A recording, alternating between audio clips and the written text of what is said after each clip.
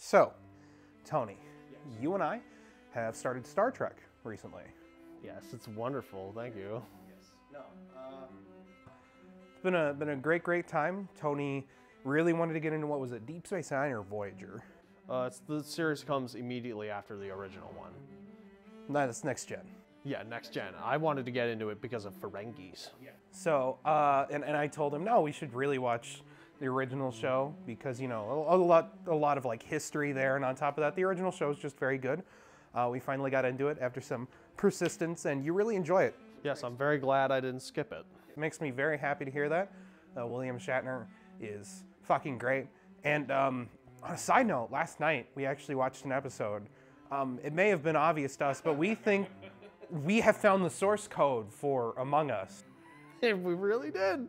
Boys and girls, we found it. We found it. It's the episode where Kirk and I think another crew... No, it's the dog. The not dog. The alien. I apologize.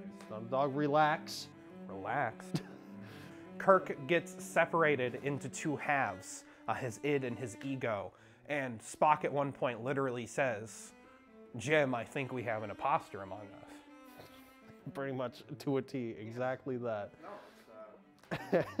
And the episode is wonderful on top of all that. On top of it being meme fodder, it is fucking fantastic. So if you haven't seen it, watch Star Trek, people.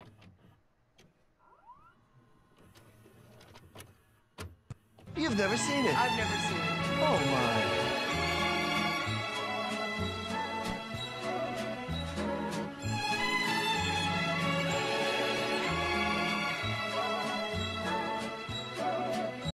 Now, Tony, you may have thought I was bringing up Star Trek because maybe we're watching some form of future space utopia as a nice little segue into this nice, wholesome little film.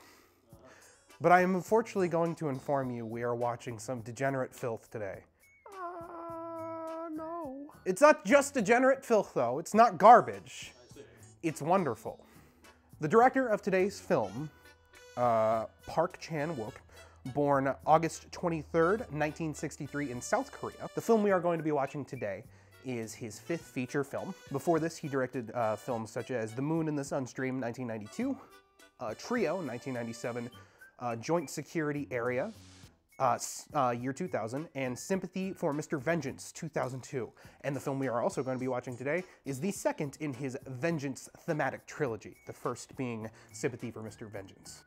I see. I was trying to figure out what would be a useful tool for us today to be opening said film, this gift I'm going to be giving him. And I thought to myself, this hammer may be useful. But I thought to myself that a little too brutal, a little too maybe on the nose. And then I thought to myself, something a bit more delicate. These scissors may be a bit useful for this, but I thought to myself, I don't want Tony to hurt himself. That's true, I will hurt myself. Yeah, he will hurt himself. Thank you, Tomar. So I was able to, by the way, me in post, insert the stock pot breaking sound. I thought to myself, no, you'll use the tool that has been used for degeneracy, awfulness, and most importantly, opening films throughout all of mankind, your hands, to open the film we are going to be watching today. So, Tony. Yeah. What is the film we are going to be watching today? Why don't you open that up? I have a feeling I know what it is. I have a feeling it's Lolita. I have a feeling it's a nightmare is what it is. Lolita's a Stanley Kubrick film, sir. Oh, yeah. Oh, yeah. Old Boy. Yes. No idea. Yes. Oh, okay. All right. Okay. This is a film I only saw recently. The only film, in fact, I've seen by Park Chan-Wook, or Park Chan-Wook. My apologies. While this film is based on a manga, it being South Korean, you may be surprised to learn this is actually far more degenerate than the manga it's based off of. That is a hard one to pull off. It's insane. Like, it's fucking, and there are certain things in this that I don't understand how it works in the manga without these, like, singular pieces of weird, awful fucking shit happening. But it is a recent film I watched. It is the only film, as I said, I have watched by this director, and it has become one of my favorites in recent history. I've been told for years to watch this. This is sort of one of those dorm room movies like Fight Club, or films to that where the ending was actually spoiled for me multiple times. Which, don't worry, because I think it still worked completely fine while knowing what the ending is, which is fucking awesome, because this movie is fucking amazing. So, Tony, what do you know about Oldboy? I feel like I've heard the name. I, as a weeb, should really know from, like, you know, osmosis. If you're talking so much great about it, I should really know a little bit. Yeah. I've heard the name, but I don't know anything about the manga. So I have no idea what this is all about. Yeah, the manga really wasn't that popular, from what I understand. I could be, once again, entirely wrong about that. I have not read the manga. Tried to, very expensive to find a reprint. I am not into reading digitally, so I could have read a pirated version, which, no, totally wouldn't do that. Would never suggest going on the internet and finding and Googling it and finding it. Would never suggest. No. That's fucking, don't. Don't. Relax. Relax. So, why don't all of you step on down into a dingy hallway with us, pick out your hammer, and beat the hell out of some film analysis with it. Today, we're watching Oldboy. 오늘도 역시 대충 수습이 안 된다. 난 이제 괴물이 돼버렸다.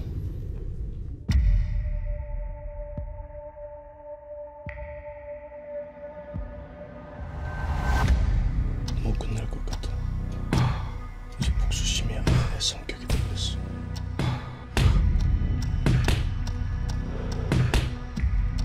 누가 날 가뒀을까? 15년 동안 당신을 지켜봤어요. 상처받은 자한테 복수심만큼 잘 되는 자는 없어요. 한번 해봐.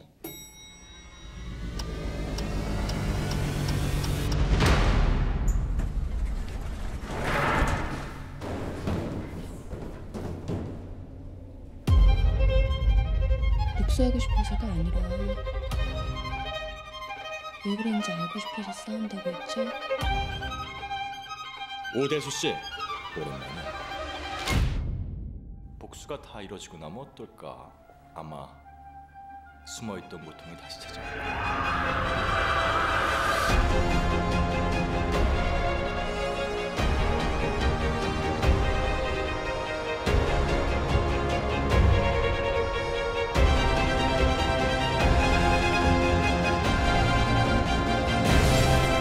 복수가 끝나고 나면 오대수로 돌아갈 수 있으니까.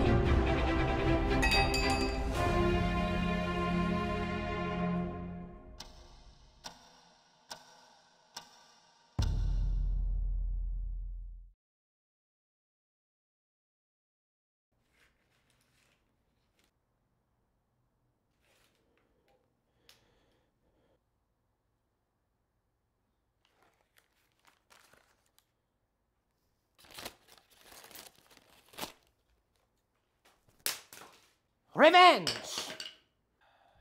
Why did you subject me to that? Don't you mean Wincest? You see what I fucking put up with? I gotta. He'll be back. He'll be back. I'll never be back. I'm leaving you forever. How fucking dare you? Put that fucking slap that gives you gas in front of me? So the movie is fantastic. So the movie is wonderful, and it's fantastic, and it's horrible, and I hate it. I love it. Colin, why do you do this to me so often? Because I started this show in the first place with you, because I wanted to have a series where on camera I could show you masterpieces that shaped the way I view filmmaking, something I am very passionate about, and I know storytelling and music is something you're very passionate about. And here we are. So let's talk about that. Let's talk about the nightmare and the absolute wonder that is that movie. Everything from beginning to end all just goes like this, and not in the way that many people think that works, right? It's not just that when you go back and you watch the movie, of course there'll be things that line up, right? Yeah. From moment one, they're like, by the way, all of this lines up. Don't, just you wait. When you see it, when you discover the horrors, don't say we didn't warn you. Yeah, and it's by, in the last episode, you brought up a thing to me, yes, which I thought about a bit. I understand where you're coming from, but I still hold my point on it, which is you said you like very strictly when a story takes a theme and focuses in on it and everything is put into that. To me, that's just a well-constructed screenplay. That has nothing to do with like my specific tastes. I just like something that puts effort in from the beginning. And with this film, I think what's so impressive about it is there is a lot of shocker moments that in a lesser version of this story could have been what the movie relies on. And then on rewatches, the film could then feel like it has less impact. But the thing I love so much about Oldboy is the fact that I knew the bullshit that happens at the end going in, because for any of you who grew up in the Cinefix era of YouTube, the early to mid 2010s, you understand the bullshit that was people just spoiling what would end up becoming classic movies or what were classic movies at the time because they assumed you'd watched them. I had this almost entire movie from the last 20 minutes onwards spoiled for me because they didn't view that as the important part. What they viewed as the important part was the hallway fight scene, which is fucking fantastic. Let's be clear, I've taken a film class, I've seen that fight scene, and when it finally happened, I was like, oh, right, that's what this is from. Yeah. That was spoiled for me. I didn't know until I saw it that, yeah, that is what that was. Yeah. So I knew about that, and as soon as I saw it, I was like, oh, that's what that film is from. If I went in expecting that, and expecting a Yakuza-esque man takes revenge and oh god, if I were expecting that to be the whole movie, I would have died. I would have ceased being. I would have faded. Yeah. Into the background, faded, because that is not at all what the movie is. No. There's like 2 scenes, maybe 3 scenes that are all about like fighting and kicking people's asses, and that's it.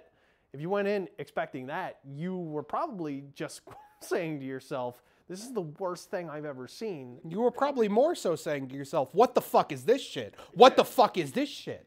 What is happening? Why is this happening? Why is this happening? Why? Please, God, oh God, please. It's like in that, I guess, with having had that stuff spoiled, people then went on to spoil the big twist. Which to me, the fact that I was able to watch this and still during that gut-wrenching scene of Dae-soo on his knees going through the entire human emotional spectrum, I still, my heart was just on the floor, even knowing something like that was coming because I knew what was happening at the end. Which I just... You go into this... I told you this was based on a manga. What you're talking about, the whole Yakuza idea, that is what most of the manga is. From what I understand, I have not read it. If that is factual misinformation, I apologize, but from what I understand, from what I've learned about the manga, that is mostly what it is. As opposed to the film, which is primarily this sort of like psychological dissertation on a man who just has no moral compass. Has things that he cares about, but like our character introduction to Dae-soo as a character is seeing him in a drunk tank. And you see his sort of entire emotional spectrum on display here. You see the fact that he's irrational. He likes to make inappropriate jokes. He loves his daughter more than anything, which, yikes. God. But also he just has the biggest temper you've ever seen. That can immediately, once someone punches back, he immediately just backs down into being a coward again. We're going to have to talk about the thing, aren't we? Oh, 100%. I think the horrific nature of this is so integral to it because the idea of someone going through this level of just like abject horror in order to get some kind of personal vengeance, which is what the entire movie is built upon. It's the movie consistently telling you revenge will make you feel good, and then shocker, by the end of the movie, you find out revenge does not make you feel good. It doesn't cure the fucking soul. It doesn't bring your fucking sister back. It doesn't bring your sister back, and it doesn't save your daughter, and it sure as hell does not make you feel any better after about 5 fucking minutes. God damn, son. I guess one of the big things you do have to bring up in this is like, where would the line? Where would you put the line in this complicated web of horrific shit that you're doing to somebody? Yeah. At what point do you think it's enough? I think, you know, getting punched in the face once and saying, "Hey, jerk," would have been enough. I guess our antagonist did not, though. Oh, he's a narcissist. Yes. He is a mentally ill fucking piece of shit. But everyone has something with themselves that they would prefer not to be the prominent part of their personality that kind of makes them them. And you essentially have two people with two very big, not so great personalities sort of coming after each other. Once again, like I said, Dae-soo from the beginning is set up to be an extremely flawed character. And then when we finally start learning about our antagonist, they are also set up as someone who is more than willing to go through with something that is morally considered questionable at minimum if it gives them some kind of pleasure. I hate using that word in this context. Oh, boy. You hear the phrase, "I wouldn't wish this upon my worst enemy." Yeah. And I think this film is the epitome of that statement. Exactly. I don't think any of that was necessary, or helped anyone, or saved anyone, or changed the world for the better at all. I do believe our antagonist believes that that's what happened. There's another movie in the ether somewhere where he is the hero. Yes. Made by himself, or someone just like him, and I'm sure the world hates it. I'm sure the world absolutely hates that movie. But we have this one.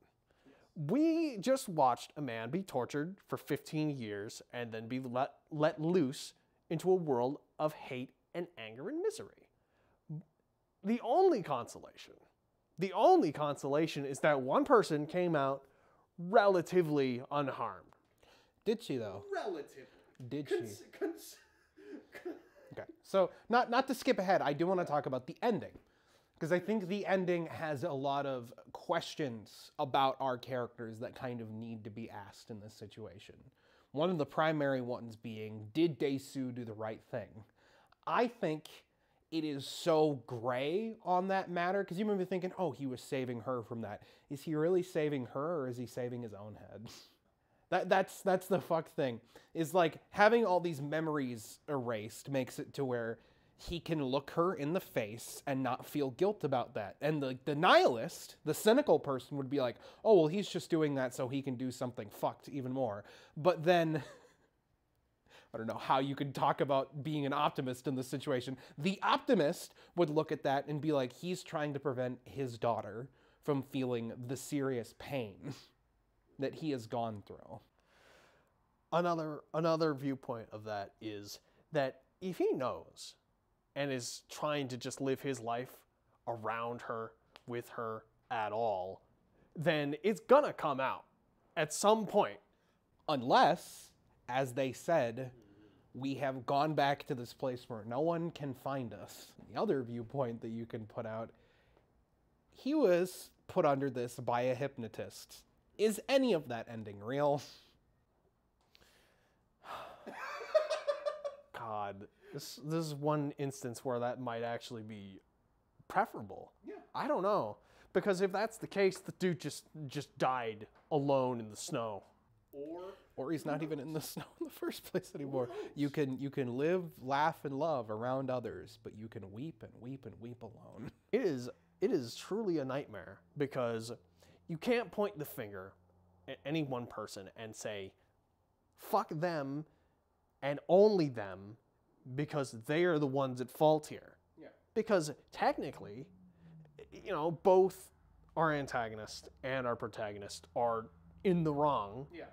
But you have to say at what point is this no longer okay? At what point is this just watching a man be tortured for no reason? Yeah. Our antagonist did something in his youth, regardless of how old you are, that is objectively awful in having sex with his sister. And our protagonist did something that, you know, it wasn't his youth, but objectively a little awful. Yeah. He spread a rumor about something really heinous, and that was not his business, and kind of, you know, caused the death of another person. Yeah, no, and sorry, they're just, if I can for a moment, this is not your area of expertise. The filmmaking on the part of Park Chan-Wook in this film so embodies what I love about the late 90s and early 2000s. It's still shot on film, but the kinetic nature of everything that we're watching is so just fucking fast-paced. You know, this movie goes through a lot, but it's at such a breakneck speed. And is setting up so many little things from the fucking start. I don't know if you noticed what, you know, scripting-wise, what Dae-soo was saying to his daughter over the cell phone after he found out this awful thing. He's giving the beginning monologue from when he was in the drunk tank again. Because the minute he finds out this girl is my daughter, automatically the language changes. My sweet pea. My sweet pea, please don't open that. I love you, darling. I promise I'll be back soon. I'm going to call you as soon as I can. She's grown up and probably has no idea that that's the last thing that he said to her. That's why that whole thing works, is because it's a young enough age. It's just that threshold of things can be forgotten, and it's liquid enough that, God, at what point do you cross the line? And the movie throws so many lines at you over the course of just like an hour and a half that you kind of don't have the chance to ask that question until you're already at the end. Yes. How is it, at what point was I feeling like this is no longer okay? I don't know. I was too caught up in the thought that this was going to end in a Yakuza moment. Yeah. I swear, there is a moment in one of the later Yakuza games where a group of your friends all get together and you're riding up this tower in an elevator floor by floor. And one of the shots is you and your lackeys behind you about to go kick some ass, looking just into the camera like, yes, this is, and I thought that's what this movie was going to be, and it very much wasn't. So that in itself is referencing something from American cinema, but turning it on its head. And I'm also sure Yakuza is using it as a reference point, which once again, it's taking all of these like genre expectations and just making you look at the fucking unholy abyss in the mirror. The abyss is fooling you into staring deeper by telling you it's not just an abyss. Here lie treasures. Here lie amazing adventures. Come with us. Come into the abyss. And it's not until you're already down there that you're thinking, what if I look up? Will they see only the abyss? You only see your reflection, motherfucker. Now, we've talked about sort of this angle of sort of where does the line get drawn on the horrible shit that you're like willing to tolerate with these characters. But then I think the important line that you need to distinguish is the fact that never in this movie are we given a point where like, even at the very end, when our antagonist is like viewed as this untouchable evil entity. He is literally fucking Satan. His last moment before he blows his fucking brains out is to establish some level of sympathy. The moment that he couldn't save a person that he loved. Yes. And you're ready to just hate him. You're ready to just be like, yeah, do what you're gonna do. Do it. It'll make at least me feel happy. And then it says, no, it won't. Yes. It says, no, it won't, and now you feel awful. And it's so fucking good because Park Chan-Wook takes this scene that could so easily just been like, we're going to have flashbacks to this moment, but it's this beautifully directed moment where our character in the moment is diegetically raising his arm out to a non-existent hand. And we're having this flashback, the fucking editing, back and forth between his young face and his current face. Same thing where Dae-soo is having some kind of like recollection. They really do. I mean, you talk about how you love everything to build up, to choose a theme and build up towards it. The theme, I think, of this movie is just that revenge will not make you happy. Yes. And it really did spend every last little second telling you that. And it led up to that last moment. I think this could not have ever, God, I'm without words. It really does tell you, and it shows you in every way possible, that revenge will not make you feel good. It will not fix the thing that has gone wrong, and it will not help you. All it will do is cause more misery. Not to quote the movie everyone makes fun of, but all my homeboys who like Spider-Man 3 out there, you got you. Revenge is like a poison. It eats at you until there's nothing left but that bitter feeling in your stomach. Well, so there's your themes. Cinematography is great. Filmmaking is great. Script's great. Can we talk for a moment about the music? It's fucking fire. A man found a Casio and said, oh, my potentials are unlimited. And he just made... The music helped trick me, once again, into thinking that this was going to be a pure action flick. Yes. God, there's so many good tracks. I'd love to have it on vinyl. I'd love to just be listening to this and then have the awkward conversation of explaining where this is from.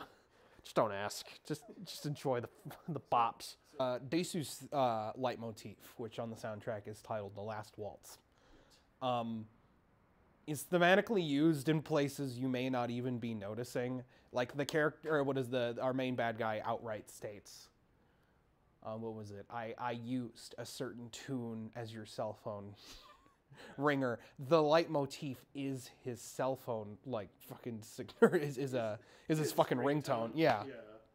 And that's just absolute, which like they stated outright, but like I don't know why it just never hit me before on the scene where he's on top of his daughter and saying like, you work for them, I don't trust you, you stupid bitch. And his phone goes off and I like hear the ringtone and I'm like, oh my fucking God, it's everywhere. The effort and like thought is just... I'm sure someone somewhere has it all listed out. Yeah. Oh, God, I want to see that flowchart. I want to see that... I want to see that Donnie Darko level whiteboard insanity that you have to like write all out to explain all the different connections. I love that in music. Is it John Williams who does all the music for for Star Wars, yes. Right?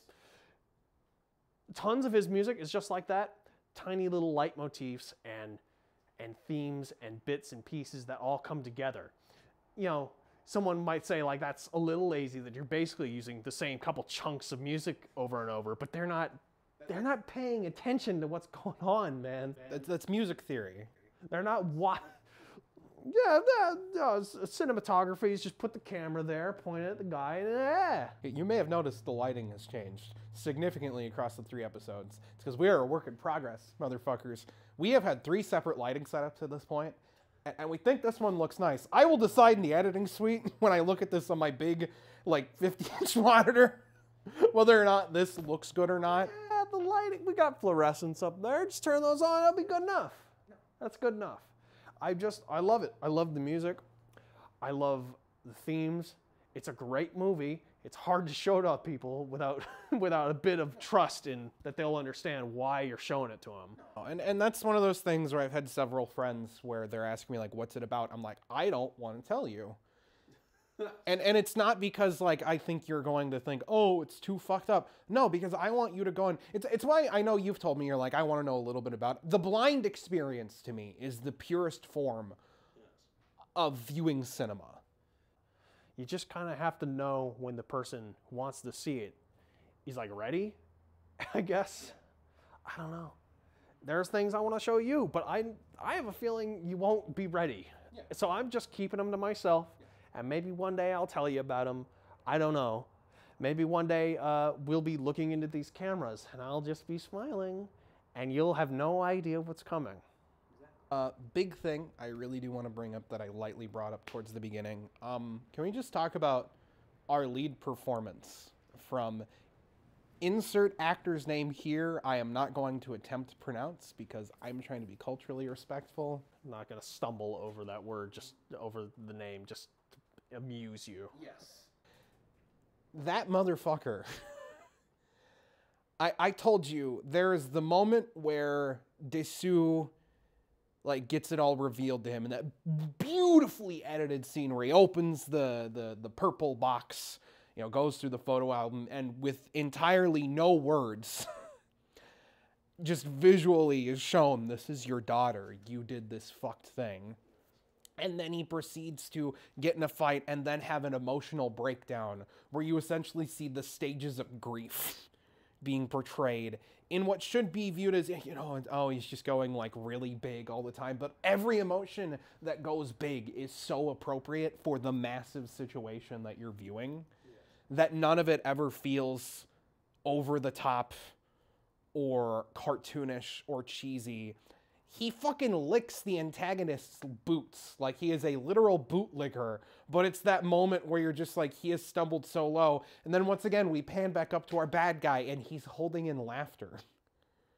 It's so, and it's such a fucking cheap trick shot because it's panning around and it could be looking like he's holding in and crying for a second, and then he takes the tissue off and a big fucking sadistic, evil fucking grin is across his face because of how long he has been waiting for this little tiny dopamine rush. And now that he has it, was it worth it? No. Was it worth it? It's such a weird emotion on his face in that moment of, I didn't think it was going to go like this. I think that's where his plan really broke down. Yeah. He didn't expect him to, like, cut his tongue off and grovel like that. Well, there's so much discussions of the tongue throughout this movie. You have one towards the beginning, you have one where they have his daughter tied up and everything, and you know, and I'm gonna cut your hand off, and he's like, what are you gonna do about my tongue? Because he groped his fucking daughter and did some awful, awful shit. But what's so, like, I guess deceptively kind of twisted about this whole situation is the fact that his justification for doing what he's doing is built on this fallacy.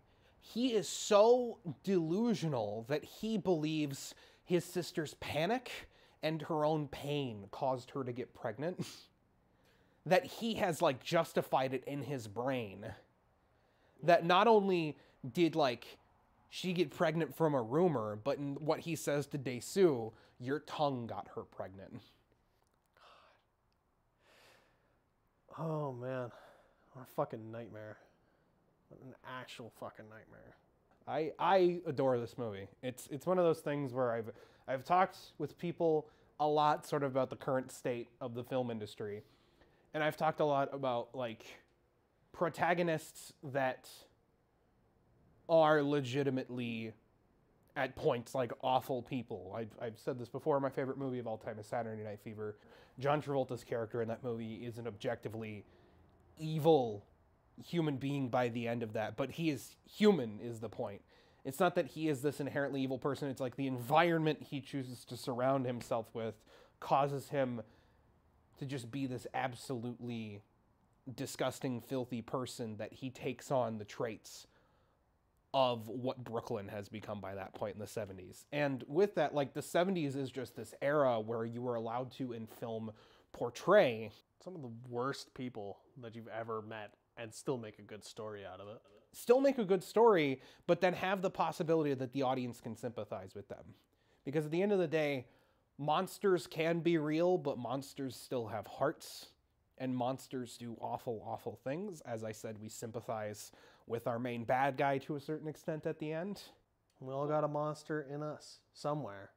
Maybe not so big and ferocious, but somewhere deep down inside, there's something about you that you don't like. And movies like this might tell people that there's some way to connect to that, and that it is okay to be that. That's just called being human, isn't it? But going as far as some of these characters do, as we said, that line is always one of those things where accepting a person for their flaws and all, but also choosing whether or not those kinds of people are going to be in your life, it's maybe a little off topic, but these are things that come to mind when you write complicated stories about complicated people, when you don't make your characters like entirely flawless, or their flaws are so superficial or almost like cookie cutter, safe for this giant corporation.